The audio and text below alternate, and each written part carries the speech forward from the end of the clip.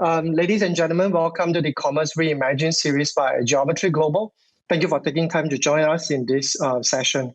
My name is Justin Teo, Chief Digital Officer at Geometry China. Today, we will be hearing firsthand on how digital commerce in Asia is conceptualized from a government agency perspective, a brand perspective, and a tech platform perspective. Allow me to introduce our guest for tonight's session. We have Mr. Tristan Koh, Deputy Director, Retail and Design of Enterprise Singapore. Tristan will be sharing from a seldom heard government perspective on commerce. Welcome, Tristan. We also online today is Mr. Lawerence Lim, Chief Growth Officer of Kinofy Private Limited Singapore. Lawerence represents a company with heritage running a brand, but turned technology platform operator. Super exciting transformation.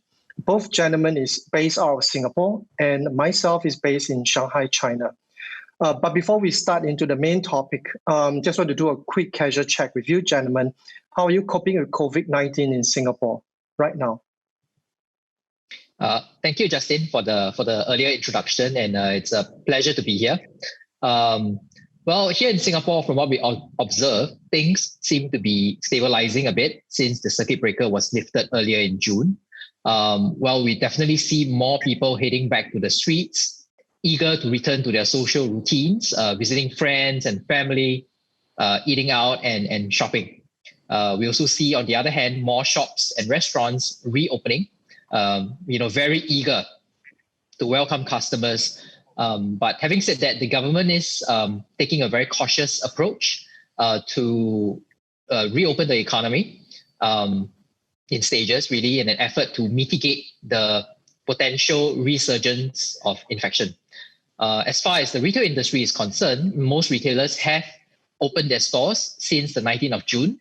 However, we are still monitoring the situation as it's continuing to evolve, and we are monitoring the developments closely. But yes, I, for one, am happy that shops are open again. Well done.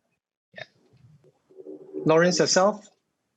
Oh, yes. First of all, thank you, Justin, for inviting me to Commerce Reimagined. It certainly is a pleasure to be here. About the impact of COVID-19 in Singapore, from the country perspective, I believe the Singapore government has done a wonderful job in cushioning the impact of hardship brought on by the COVID-19 by putting in place 4 budgets totaling nearly about $100 billion to support the coronavirus hit economy. And so that's a very good thing on the Singapore government to be able to do that. And from the industry perspective, despite the government support packages, many retailers like us in Kinohimitsu are being impacted due to lesser traffic at the malls and also supply chain matters. At Kinohimitsu, we are quite blessed to have a strong online presence, so it helps to cushion the reduced sales from our offline outlets.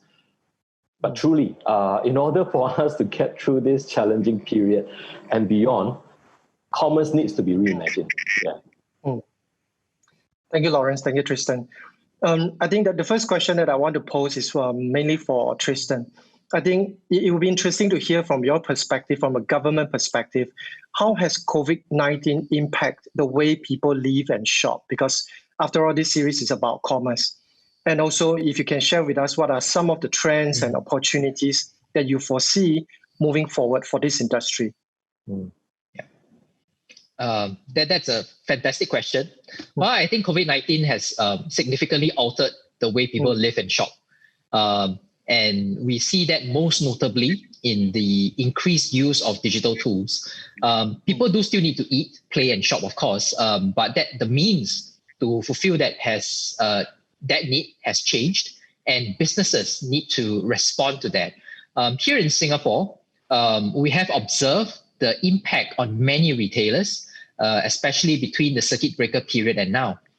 Many have been compelled to accelerate the adoption of digital solutions to optimize their processes and diversify their sales channels. To put this into perspective, in a recent report issued by the Department of Statistics, in May alone, online sales constituted about almost 25% of total sales, the highest ever since 2018. Now that translates to 125% year-on-year jump in online sales. And we expect the trend to continue, and retailers will really need to look into their processes and to speed up the adoption of technology, and expect that digitalization will be the new normal going forward. We also observed that the situation is not unique to Singapore. In China, despite the slowdown in overall consumer spending, it was observed that online consumption has accelerated. Hence, companies will need to ensure that online channels are available for new product releases and continue to redesign existing products and services to fit the demands of the online market. We also see that Chinese consumers, they are very comfortable shopping online, whether it's groceries, household products, or even OTC, medicine, online games, and whatnot. Digital marketing has really also, become the way of life for many Chinese consumers to get in touch with, the brands that they normally shop for.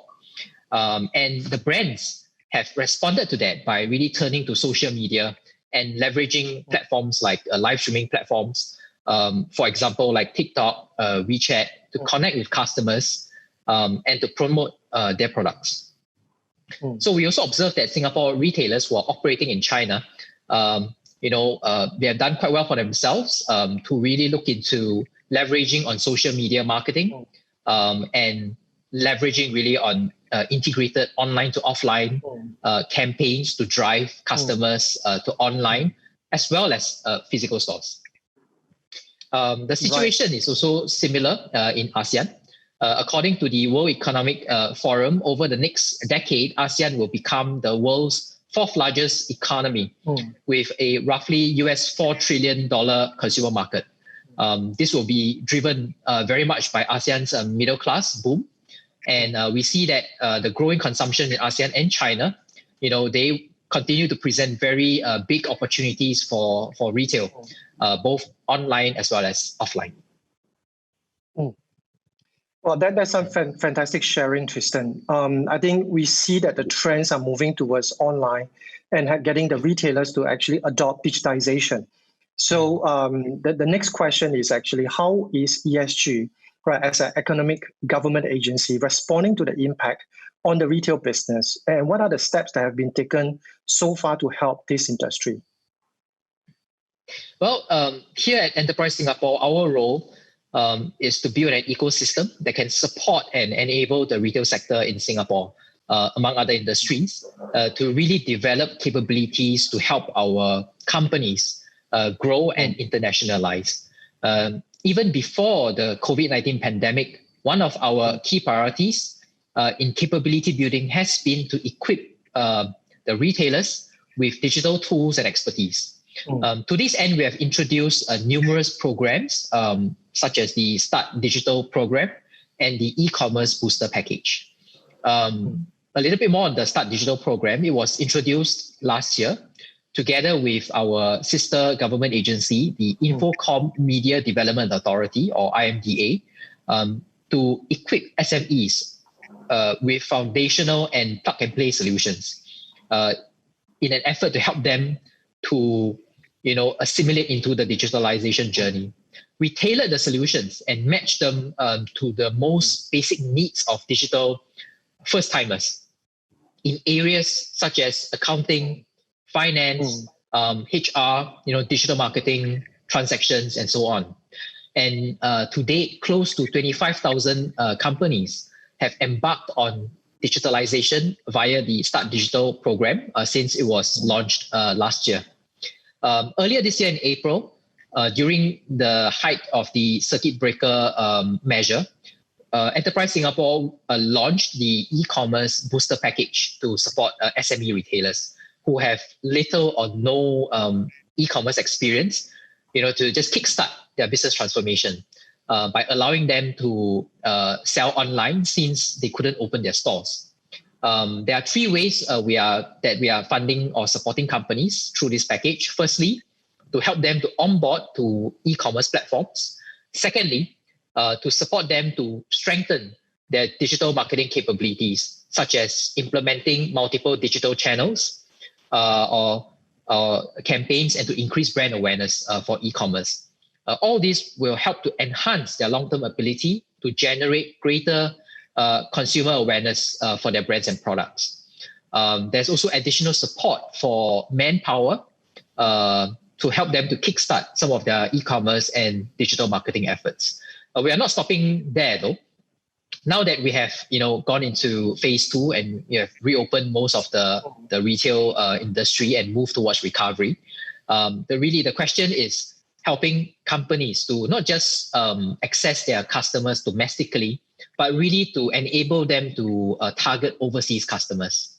And to enable that, we have developed the Grow Digital program, which provides companies with a variety of B2B and B2C platforms, for example, Alibaba and Amazon, just to name a few, to access regional and global markets without the hassle or need to set up a physical store. The great thing about this program is that it allows the company to sell across multiple platforms and marketplaces at any one point. And this would really maximize the sales productivity and potential for the companies on board. Well, I guess, the key takeaway from all this is really, partnerships play an important role in creating a multiplier effect by allowing businesses to very easily tap on purpose-built channels and platforms to digitalize. And over the years, we have seen an increasing number of retailers tapping on such channels and platforms as a first step to digitizing and to expand overseas. That's a good point, Tristan, because we know that in Southeast Asia especially, like you mentioned, e-commerce, online shopping has been quite a boom. We know platforms like Lazada's, Shopee, even in all the way in India, we look at, let's say, all the other platforms are actually booming right now. So what are some of the more successful platforms, e-commerce platforms that companies have tapped on to expand their overseas presence? And I think it's always important to also ask, how has the industry themselves, step up to help and to support the retailers? Well, so there's two sort of approach that we take. One is, of course, online and the other offline. So maybe I would like to, share the example of a lifestyle pop-up showcase. Now, this is offline, that we helped to organize in the Philippines last year to help Singapore retail and food services companies access local partners and to enable them to test market their products locally.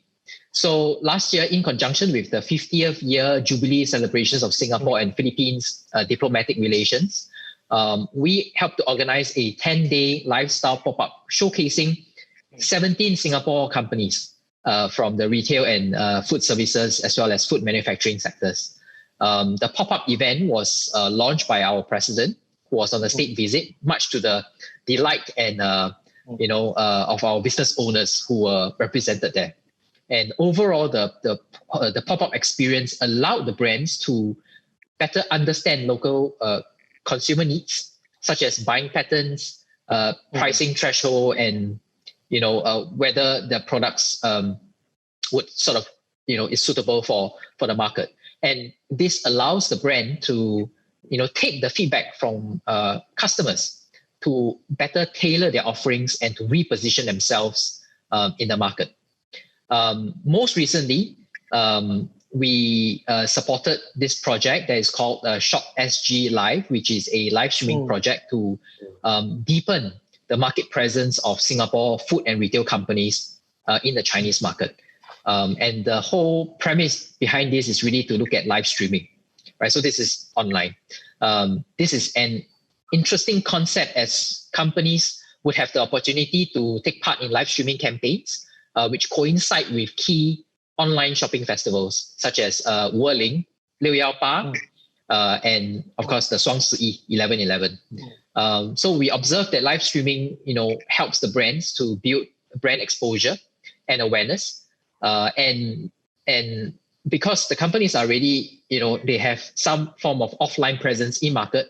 By combining the online offline elements to deliver an engaging experience, participating companies could really, obtain more interest from customers in not just their brand, but also their products. And through the live streaming content, we observe that brands can provide customers with deeper product understanding through the explanation by the hosts who are, conducting the live streaming event, who can then, further explain and add color to the brands and products through very detailed and entertaining explanations and demonstrations.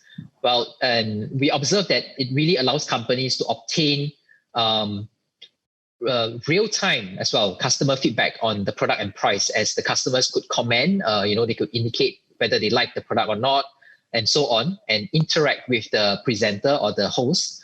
And through this, more importantly, the live streaming campaign helps companies to build the relevant skill sets and to help them to refine their business model, which is not limited to just the price, but also more upstream things like your sales promotion strategies, product curation, content plans, visual merchandising, and so on and so forth. Yeah. So talking about business models, one of the companies that has reinvented their business model successfully is Kino Biotech, represented by Lawerence here, whom we have had the pleasure of working with over the years. They have developed Kinofy, which is a platform to support local retail companies to familiarize and tap into the China market. Recently, they launched the Kinofy China Retail Cross-Border Go program for Singapore retailers and brands to accelerate entry and to test the market and do brand promotion in China. This online to offline initiative is enabled by the company's cross-border e-commerce platform. And we understand that you'll be paired with various offline activation events like pop-ups, like I was sharing earlier about the example in Philippines, at high traffic venues in key Chinese cities. I believe this is planned for early next year. And the whole idea behind this cross-border e-commerce is really a viable form of market entry for the Chinese market. And also in line with that, it also helps our companies to overcome challenges in product registration, import restrictions, logistics, and payment. And we are very excited to work with Kinofy and the industry to see how this program will pan out in the coming months. Definitely exciting stuff happening. Thank you, Tristan, for the sharing. I think it is always refreshing to hear from a very different angle, especially now from a government perspective, on how commerce can be reimagined. So coming back to what you've just mentioned on how Kinofy, evolving from a brand into a platform, it is very rare that brands like that actually do the transformation so successfully. So Lawerence, can you share with us more in terms of how Kinofy evolving from a similar, equally successful functional drink brand called Kinohimitsu? Tell our audience, how did that happen? Give us the intakes in terms of all that. It's an interesting story, Justin. And Kinohimitsu was established about 25 years ago. And after gaining successes as the #1 collagen beauty drink, over 6,000 points of sales across Southeast Asia, as part of the market expansion plan, we decided to venture into China about 8 years ago. And the experience of our entry into China was laced with challenges similar to many other brands who have tried. And these challenges range from company registration, products registration, packaging redesign, high custom duties, etc., etc. And through these challenges, we actually reimagined how a China market entry can be and come up with the idea of Kinofy, and a solution that can help retail brands around the world to enter the China market in a smart, simple, and a seamless way. Okay, that's great. So don't keep us in the dark. Tell us what is the Kinofy solution so that more brands can actually tap on your platform, getting into China, because we all know that it is not an easy market to gain entry and also to actually start doing business. So tell us more, Lawerence. Indeed. Well, traditionally, brand owners will take about 3 to 4 years to enter the China market. due to the time taken for company registration, product registration, and so on. And Kinofy reimagined that, and through a process innovation, Kinofy offers an 8-step process to onboard brand owners and help them establish a presence in China in 3 months instead of 3 years. So compared to traditional method, that is a fraction of the time and fraction of the cost required. And the 8-step approach consists of business advisory, product registration, WeChat domain name registration, Kinofy commerce module and social selling tools integration, logistic and warehousing, training and education, international currency settlement, and business intelligence. Yeah, so that kind of sums up about what the Kinofy 8-step solution is all about. I think from what you just described, you just basically shave time and shave cost of entering into China, making a lot of business, rethink about doing business in China, and especially communicating to China consumer.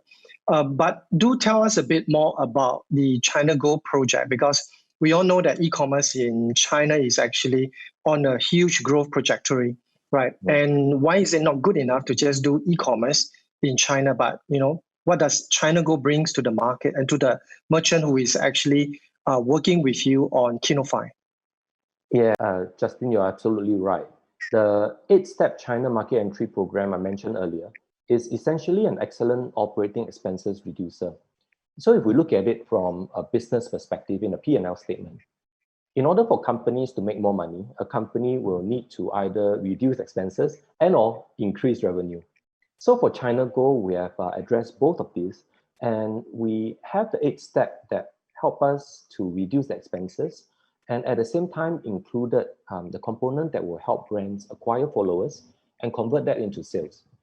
So China Go is designed to be an O2O Instagrammable experiential brand tour across various China cities for the retail brand. And we are doing a brand tour because we are not really treating China as one single market.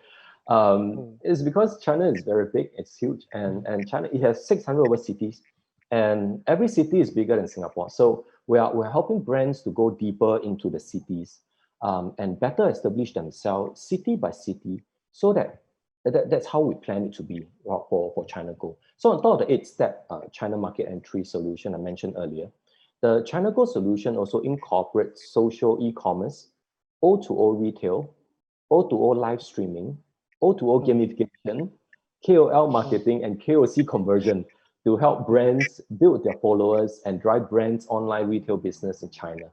So in a nutshell, that's what that's what China Go is. Yeah. Right. Sounds like a lot of action packed into this entire China Go event. But I'm sure, Lawerence, that is not just the plan for Kinofy.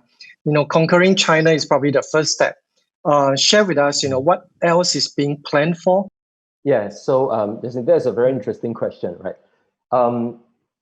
Moving forward, we kind of continue to evolve, and with continued support from ESG and our continued process and business reimagination within Kino Biotech Group, you're absolutely right? So besides our China solution, we are also capitalizing on the successes of Kinohimitsu in Southeast Asia by empowering brands from all over the world to enter Southeast Asia market by helping them in brand and channel management, channel distribution, product registration, and market and communication through online channels like the various marketplaces, TV home shopping, and offline distribution networks like the Guardians, the Watsons, and others. So yes, we are really looking forward to a very exciting time ahead in Kinofy. Yeah. So thank you, Lawerence, for the fantastic sharing. Before we close for the session, it'd be great if we can pick a gentleman's brain and just to have you guys share one final parting quote for our audience. What is that one sentence about how you would see commerce reimagined? Tristan, maybe you would like to go first? Sure, thank you. Well, to me, commerce reimagined is about fulfilling customer needs and delighting them beyond the 5 senses. It is about how businesses employ technology, expertise, partnerships, and the tools at their disposal to anticipate what customers need and want and then fulfilling those on the customer's terms. Well said. Well said. Lawerence, yourself? Justin, my thought is in this volatile, uncertain, complex, and ambiguous VUCA world, as they call it, reimagining commerce is critical.